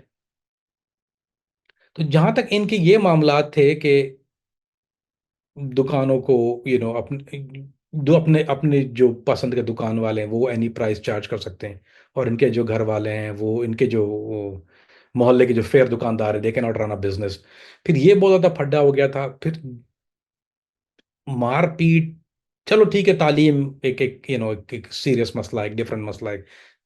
लेकिन अगर दीन के हिसाब से देखें तो तालीम की इजाजत है, दीन की दी है ये, तो उसकी भी इजाजत नहीं देते हैं। तो वो सब टाइप की सख्तियां, फिर अपना पख्तून कल्चर को बीच में ला के जुल्म। अली भाई अगर ये ना करें, हुकूमत को हुकूमत की तरफ चलाएं, मोबाइलों में गाड़ियों में निकलते हैं, यानी जो पिकअप ट्रक्स में, और जो एक बदतमीजी का तूफान बपा कर देते हैं यार, जिसको कोई किसी की इज्जत महफूज नहीं है, जिसको दिल चाहता माई लटा के मारना शुरू कर देते हैं। That's not how government, that's tug system. तो ये सिस्टम चलता नहीं है अली भाई। तो ये, अगर मेरा ख्याल है, सबसे बड़े इनके जवाल की वजह जो है, एक तो ये, और दूसरा एक जो ये जहनियत जो खास टिपिकल है कि वी आर द वर्ल्ड, तो आदमी निगोशिएट नहीं कर पाता किसी और के साथ। आज की जो तालिबान की हुकूमत है, क्या उसके वही असूल हैं जो अफगान तालिबान के मुल्ला उमर के होते हुए थे, या फिर उसके अंदर कोई तब्दीली आई है? नहीं अली भाई, वो तो सिस्टम एग्जैक्टली वही है, बिल्कुल 100% वही है। क्योंकि वो दीनी सिस्टम है ना, इन्होंने कोई अपना कोई क्रिएट नहीं किया ना। This is how they did they मजलिस शूरा है, फिर अमीर है, मजलिस शूरा है, बस वो वही वाला सिस्टम रखते हैं ये। तो और इनके पास पर डिफरेंट वज़रा हैं जो डिफरेंट डिपार्टमेंट को देखते हैं, उसके बाद जो बैतुल माल से उनको सब चीज़ मिल जाती है, और बैतुल माल खाली है। सो लेकिन ये कि सिस्टम एग्जैक्टली वही है। बट ये है कि ये थोड़ा एडवांस हो गए ना, उनको इंटरनेशनल रिलेशन, यानी मुल्ला उमर के टाइम पे जो इंटरनेशनल रिलेशन वाला मामला था, ये सब चीज़ें थी। अब ये ब्लॉगर्स भी आ रहे हैं वहाँ पे, बाइक ब्लॉगर्स हैं, कुछ ब्लॉगर्स आ रहे हैं, वो होगा नहीं कभी भी, इट्स इम्पॉसिबल कि तोरा बोरा की जगह कोई वो सिंदबाद बन जाए, ऐसा नहीं होगा। तो लेकिन दे आर ट्राइंग टू बता रहे हैं लोगों को कि यू कैन कम। मेरे जानने वाला भी तुर्की से गया था, he had a good time, great time there. तो अब वो मामला नहीं रहा, तो ये लोग थोड़ा प्रमोट तो कर रहे हैं, they are little bit advance. लेकिन end of the day Ali भाई, exactly they not gonna be able to. So system जो है वो उनका आगे का बिगड़ा। तो to to answer your question, जी वो मुला उमर वाला ही सिस्टम है वो तो, मिसाल। लेकिन ये कि you can not teach old dogs new tricks, या बंदर कभी गुलाटी मारना नहीं भूलता है। This is who they are. आज 2025 में क्या दुनिया या अमेरिका तालिबान हुकूमत को तस्लीम कर पाएगा, और क्या आज के तालिबान मॉडर्नाइजेशन की तरफ जाएंगे? आप क्या फ्यूचर प्रेडिक्ट करते हैं उनका? प्रेडिक्ट कर देता हूँ, फ्यूचर खतरनाक है। अफगानिस्तान में अलकायदा दोबारा बहुत ताकत पकड़ रही है, और दूसरी तरफ दाइश पकड़ रही है, राइट। अब जमा हमारे लिए, हमारे ऊपर लिए ज़्यादा खतरा है, क्योंकि वो हमारा जो है वो सिर्फ पबजी इस्तेमाल करते हैं। That's gonna be problem for Pakistan. ये बढ़ता जाएगा, ये लोग इंटरनेशनली इनमें कोई चेंजेस आने वाले हैं? I told you can not teach old dog new tricks, सवाल ही नहीं पैदा होता। ये फिर स्टैब्लिश करेंगे, फिर कोई हमला प्लान करेंगे, फिर इंटरसेप्ट होगा, और फिर कहानी वहां से शुरू होगी जहां से टूटी थी। कहते हैं ना, सिलसिला वहां से टूटा बरकरार हो गया जहां से टूटा था। But it's gonna be brutal this time. इस टाइम ट्रम्प वो बंकर बस्टर नहीं मारेगा, वो एटम बम ही मार देगा। जो ये बता रहा हूँ, आसरा नहीं है उसमें। अब भी कुछ हुआ, बट अगर मुझे आप प्रिडिक्शन कहते हैं तो दिस इज माई प्रिडिक्शन। और ये मेरी प्रिडिक्शन जो होती है ना, एक होता है गैस, मतलब गैस का मतलब होता है, क्या होता है उर्दू मुझे नहीं पता, बूझिए। मैं इसको कहता हूँ, my guess is not a guess, my guess is simple calculated guess. मैं कैलकुलेट करके गैस करता हूँ। मुझे पता होता है कि when I read a reason, when I know a sources, I know the way they heading. मेरे से एक तरफ नहीं, मैं उसकी सारी चेक पे नजर रख के मुझे अंदाजा हो जाता है कि that's why was the best strategy ना। तो मुझे पता होता है कि which way this heading, and they are heading the way which is very dangerous, दुनिया के लिए भी और ख़ासतौर पर पाकिस्तान के लिए बहुत ख़तरे का और बहुत अलार्मिंग बात है। या तो फिर हम इनसे लड़ें किसी और के साथ मिलके, या फिर इनके साथ लड़ें किसी और के साथ। फैसला बहुत मुश्किल है। आज के पॉडकास्ट में तो हमने मुल्ला उमर की जिंदगी को समझा। अगला पॉडकास्ट आप कामरान फरीदी के साथ किस टॉपिक पर देखना चाहते हैं, हमें कमेंट सेक्शन में बताएं।